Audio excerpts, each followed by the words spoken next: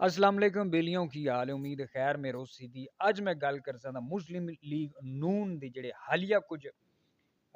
ਗੱਲਾਂ ਬਾਤਾਂ ਨੇ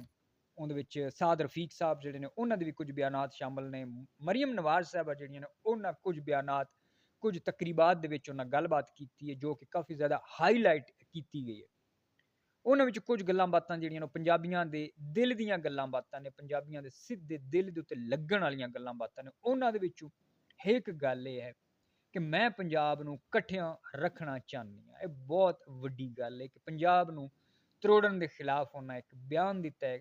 ਰੱਬ ਕਰੇ ਕਿ ਮੁਸਲਿਮ ਲੀਗ ਨੂਨ ਦਾ ਨੈਰੇਟਿਵ ਵਾਕਈ ਉਹਨਾਂ ਦਾ ਨੈਰੇਟਿਵ ਬਣੇ ਫਿਊਚਰ ਦੇ ਵਿੱਚ ਮੁਸਤਕਬਲ ਦੇ ਵਿੱਚ, ਕਿਉਂਕਿ ਇਸ ਤੋਂ ਪਹਿਲੇ ਤਾਂ ਇਸ ਤਰ੍ਹਾਂ ਹੋਇਆ ਕਿ ਪੰਜਾਬ ਅਸੈਂਬਲੀ ਦੇ ਅੰਦਰ ਵੀ ਜਨਾਬ ਇਹ ਬਿੱਲ ਪਾਸ ਹੋ ਚੁੱਕੇ ਹੋਏ ਨੇ ਕਿ ਪੰਜਾਬ ਨੂੰ ਵੰਡਿਆ ਜਾਵੇ ਔਰ ਪਾਰਲੀਮੈਂਟ ਇੱਥੇ ਕੌਮੀ ਅਸੈਂਬਲੀ ਜਿਹੜੀ ਹੈ ਇਹਦੇ ਵਿੱਚ ਵੀ ਇਹ ਬਿੱਲ ਪਾਸ ਹੋ ਚੁੱਕਾ ਪਾਸ ਨਹੀਂ ਇਹਦੇ ਵਿੱਚ ਆ ਕੇ ਇਹਨਾਂ ਦੇ ਉੱਤੇ ਡਿਬੇਟਾਂ ਹੋ ਚੁੱਕੀਆਂ ਹੋਈਆਂ ਨੇ, ਕਿਉਂਕਿ ਅਗਰ ਇੱਥੋਂ ਪਾਸ ਹੋ ਜਾਵੇ ਮੁੜ ਤਾਂ ਸਦਰ ਸਾਹਿਬ ਦੇ ਦਸਤਖਤਾਂ ਤੋਂ ਪਿੱਛੇ ਮੁੜ ਸਿਰਫ ਸਿੱਧਾ ਸਿੱਧੀ ਇੰਪਲੀਮੈਂਟੇਸ਼ਨ ਹੁੰਦੀ ਹੈ। ਖੈਰ ਇਹ ਕਿਸੇ ਨਾ ਕਿਸੇ ਤਰੀਕੇ ਚੀਜ਼ਾਂ ਰਹਿ ਗਈਆਂ ਔਰ ਅੱਲਾ ਕਰੇ ਕਿ ਮੁਸਲਿਮ ਲੀਗ ਨੂਨ ਜਿਹੜੀ ਹੈ ਉਹ ਅੱਗੇ ਪੰਜਾਬ ਨੂੰ ਇਕੱਠਿਆਂ ਰੱਖਣ ਦੇ ਉੱਤੇ ਆਪਣਾ ਨੈਰੇਟਿਵ ਬਣਾਵੇ ਔਰ ਉਹਦੇ ਉੱਤੇ ਕਾਇਮ ਵੀ ਰਵੇ। ਦੂਜੀ ਗੱਲ ਉਹਨਾਂ ਇਹ ਵੀ ਆਖੀ ਕਿ ਸ਼ੁਮਾਲੀ ਜਨੂਬੀ ਕਰਨ ਵਾਲੇ ਜਿਹੜੇ ਨੇ ਉਹ ਸਾਡੇ ਦੋਸਤ ਨਹੀਂ ਹੋ ਸਕਦੇ। ਅਫਸੋਸ ਦੀ ਗੱਲ ਇਹ ਹੈ ਕਿ ਅਸ਼ਰਾਫੀਆ ਦੀ ਛੱਤਰ ਛਾਵੇਂ ਹੀ ਇਹ ਜਿਹੜੇ ਜਿਤਨੇ ਵੀ ਇਹ ਬਿਆਨੀਏ ਨੇ ਪੰਜਾਬ ਮੁਖਾਲਿਫ ਜਾਂ ਪੰਜਾਬ ਦੀ ਲਸਾਨੀ ਤੇ ਜੁਗਰਾਫਿਆਈ ਵੰਡ ਦੇ ਜਿਹੜੇ ਬਿਆਨੀਏ ਨੇ ਉਹ ਹੋ ਨਹੀਂ ਸਕਦਾ ਕਿ ਅਸ਼ਰਾਫੀਆ ਜਾਂ ਐਸਟੈਬਲਿਸ਼ਮੈਂਟ ਜਿਹੜੀ ਹੈ ਉਹਨਾਂ ਦੀ ਮਰਜ਼ੀ ਤੋਂ ਬਗੈਰ ਉਹਨਾਂ ਦੀ ਮਨਸ਼ਾ ਤੋਂ ਬਗੈਰ ਜਿਹੜੇ ਨੇ ਉਹ ਇਸ ਹੱਦ ਤੱਕ ਉਹ ਕਾਮਯਾਬ ਹੋਣ ਜਾਂ ਪ੍ਰਵਾਨ ਚੜਨ। ਇੱਥੇ ਤੱਕ ਕਿ ਪੰਜਾਬੀ ਜ਼ਬਾਨ ਦੇ ਜਿਹੜੇ ਮੁਖਤਲਿਫ ਲਹਿਜੇ ਨੇ ਉਹਨਾਂ ਨੂੰ ਜ਼ਬਾਨਾਂ ਬਣਾਉਣ ਵਾਸਤੇ ਵੀ ਬੜਾ ਕੁਝ ਐਫਰਟਸ ਜਿਹੜੀਆਂ ਨੇ ਉਹ ਤੁਹਾਡੇ ਸਾਹਮਣੇ ਨੇ ਕਿ ਪਟਵਾਰੀ ਪੰਜਾਬੀ ਜ਼ਬਾਨ ਦੇ ਜਿਹੜਾ ਲਹਿਜਾ ਉਹਦੇ ਹਵਾਲੇ ਨਾਲ ਕੀ ਕੁਝ ਮਾਮਲਾਤ ਹੋਏ। ਉਹ ਤਾਂ ਚੰਗਾ ਹੋਇਆ ਕਿ ਪੰਜਾਬ ਸਿਵਕ ਸਾਂਝ ਜਿਹੜੀ ਹੈ ਉਹ ਮੈਦਾਨ ਵਿੱਚ ਆਈ ਔਰ ਉਹ ਹਾਈ ਕੋਰਟ ਦੇ ਵਿੱਚ ਇਸ ਚੀਜ਼ ਨੂੰ ਉਹਨਾਂ ਚੈਲੰਜ ਕੀਤਾ ਔਰ ਇਹ ਜਿਹੜਾ ਕੇਸ ਖਾਰਿਜ ਕਰਵਾਇਆ। ਬਹਰਹਾਲ ਡੇਰਵੀ ਤੇ ਮੁਲਤਾਨੀ ਲਹਿਜਾ ਜਿਹੜਾ ਉਹਦੇ ਹਵਾਲੇ ਨਾਲ ਵੀ ਤੁਸੀਂ ਵੇਖ ਲਓ ਕਿ ਪੰਜਾਬੀ ਜ਼ਬਾਨ ਦੇ ਨਾਲ ਕੀ ਹੋ ਚੁੱਕਿਆ ਹੋਇਆ ਔਰ ਇਹ ਇਸਟੈਬਲਿਸ਼ਮੈਂਟ ਪੰਜਾਬੀ ਇਸਟੈਬਲਿਸ਼ਮੈਂਟ ਜਿਹੜੀ ਹੈ ਪੰਜਾਬੀ ਸ਼ਰਾਫੀ ਹੈ ਇਹਨਾਂ ਦੇ ਸਾਹਮਣੇ ਇਹ ਸਾਰੀਆਂ ਚੀਜ਼ਾਂ ਹੋਈਆਂ ਨੇ। ਹੁਣ ਰੱਬ ਕਰੇ ਕਿ ਵਾਕਈ ਜਿਹੜੀ ਮੁਸਲਿਮ ਲੀਗ ਨੂਨ ਹੈ ਉਹ ਆਪਣੇ ਪੈਰਾਂ ਦੇ ਉੱਤੇ ਪੀੜੀ ਰਵੇ, ਆਪਣੇ ਪੈਰਾਂ ਦੇ ਉੱਤੇ ਖਲੋਤੀ ਰਵੇ, ਇਸ ਨੈਰੇਟਿਵ ਨੂੰ ਅਗਾਂਹ ਲੈ ਕੇ ਟੁਰੇ ਔਰ ਪੰਜਾਬੀ ਯਕੀਨਨ ਜਿਹੜੇ ਨੇ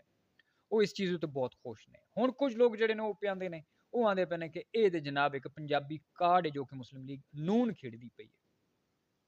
ਹੋ ਸਕਦਾ ਹੈ ਮੈਂ ਇਸ ਚੀਜ਼ ਦੇ ਮੁਖਾਲਿਫ ਨਹੀਂ ਹਾਂ ਕਿ ਪੰਜਾਬੀ ਕਾਰਡ ਨਹੀਂ ਹੈ, ਲੇਕਿਨ ਇਹ ਮੇਰੇ ਦਿਲ ਦੀ ਖੁਆਇਸ਼ ਹੈ ਕਿ ਪੰਜਾਬੀ ਕਾਰਡ ਵਾਕਈ ਖੇਡਿਆ ਜਾਵੇ।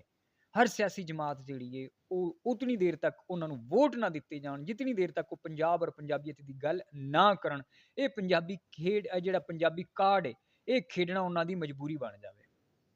ਇਹ ਮੇਰੇ ਦਿਲ ਦੀ ਖੁਆਇਸ਼ ਹੈ ਕਿ ਅਗਰ ਪੀਪਲਸ ਪਾਰਟੀ ਹੈ ਤੁਸੀਂ ਵੀ ਖੇਡੋ,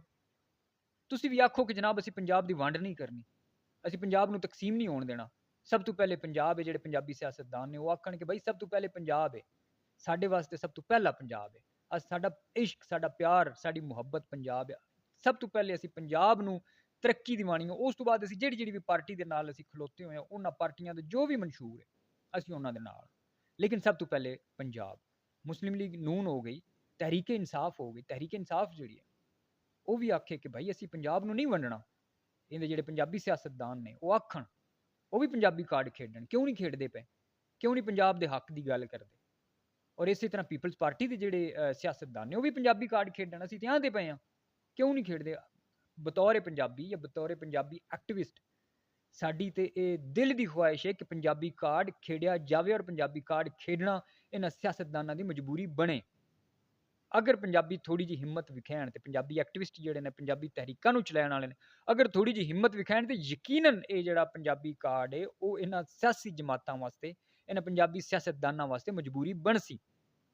ਤੇ ਬਾਕੀ ਰੱਬ ਕਰੇ ਕਿ ਮੁਸਲਿਮ ਲੀਗ ਨੂਨ ਵਾਸਤੇ ਇਹ ਅੱਗੇ ਵੀ ਇਹ ਨੈਰੇਟਿਵ ਜਿਹੜਾ ਉਹਨਾਂ ਵਾਸਤੇ ਇਹਨੂੰ ਲੈ ਕੇ ਟੁਰਨ। ਹੁਣ ਮੇਰੀ ਗੁਜ਼ਾਰਿਸ਼ ਇਹ ਹੈ ਕਿ ਅਗਰ ਮੁਸਲਿਮ ਲੀਗ ਨੂਨ ਜਿਹੜੀ ਹੈ, ਖਵਾਜਾ ਸਾਦ ਰਫੀਕ ਵੀ ਕਈ ਦਫਾ ਪੰਜਾਬੀ ਗੱਲਾਂ ਬਾਤਾਂ ਕਰ ਚੁੱਕੇ ਨੇ ਪੰਜਾਬੀਅਤ ਦੇ ਹਵਾਲੇ ਨਾਲ, ਮਰੀਮ ਨਵਾਜ਼ ਸਾਹਿਬਾ ਵੀ ਪੰਜਾਬੀਅਤ ਔਰ ਪੰਜਾਬ ਦੀ ਗੱਲ ਕਰ ਚੁੱਕੀਆਂ ਹੋਈਆਂ ਨੇ, ਤੇ ਹੁਣ ਮੇਰੀ ਗੁਜ਼ਾਰਿਸ਼ ਇਹ ਹੈ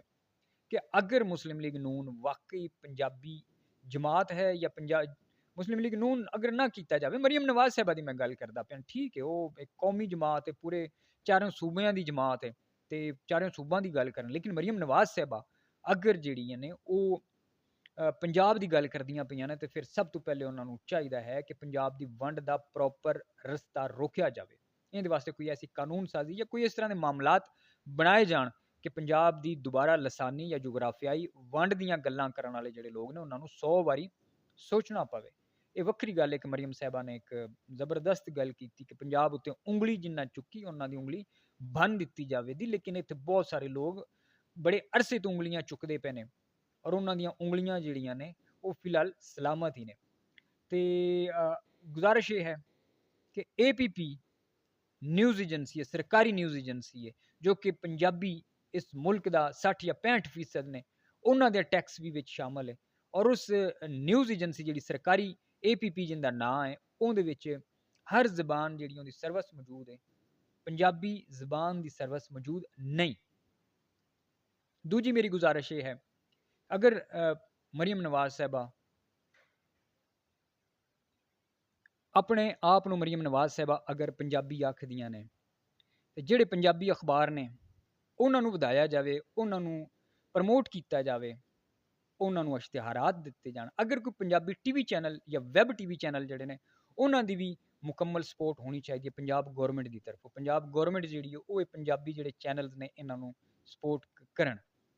ਗੌਰਮੈਂਟ ਜਿਹੜੀ ਹੈ ਉਹ ਕਰੇ। ਦੂਜੀ ਗੱਲ ਇਹ ਹੈ ਕਿ ਪੰਜਾਬ ਗੌਰਮੈਂਟ ਜਿਹੜੀ ਹੈ ਉਹ ਆਪਣੇ ਜ਼ੇਰੇ ehਤਮਾਮ ਕੋਈ ਪੰਜਾਬੀ ਚੈਨਲ ਜ਼ਰੂਰ ਸ਼ੁਰੂ ਕਰੇ ਜਿੰਦੇ ਵਿੱਚ ਪੰਜਾਬੀ ਜ਼ਬਾਨ ਜਿਹੜੀ ਹੈ ਉਸ ਦਾ ਜਿਹੜਾ ਬਚਾਓ ਹੈ, ਉਸ ਹਵਾਲੇ ਨਾਲ ਵੀ ਲਾਜ਼ਮੀ ਗੱਲ ਹੈ ਕਿ ਜਿਸ ਵੇਲੇ ਪੰਜਾਬੀ ਜ਼ਬਾਨ ਦੀ ਗੱਲਬਾਤ ਹੋ ਸੀ, ਪੰਜਾਬੀ ਜ਼ਬਾਨ ਦੇ ਵਿੱਚ ਹੋ ਸੀ, ਤੇ ਬਚਾਓ ਮੁਮਕਿਨ ਹੋ ਸੀ। ਉਹਦੇ ਵਿੱਚ ਮੁੜ ਪੰਜਾਬ ਦੇ ਪੂਰੇ ਜਿਤਨੇ ਵੀ ਪੰਜਾਬ ਦੇ ਇਲਾਕੇ ਨੇ ਸਾਰਿਆਂ ਨੂੰ ਕਵਰ ਕੀਤਾ ਜਾਵੇ। ਇਹ ਨਾ ਹੋਵੇ ਕਿ ਵੱਖੋ ਵੱਖ ਕੀਤੇ ਜਾਣ ਔਰ ਮੁੜ ਉਹੀ ਵੰਡ ਵਾਲੇ ਪਾਸੇ ਕੰਮ ਤੁਰ ਪਵੇ। ਜਿਵੇਂ ਕਿ PTC ਜਿਹੜਾ ਹੈ ਇੱਕ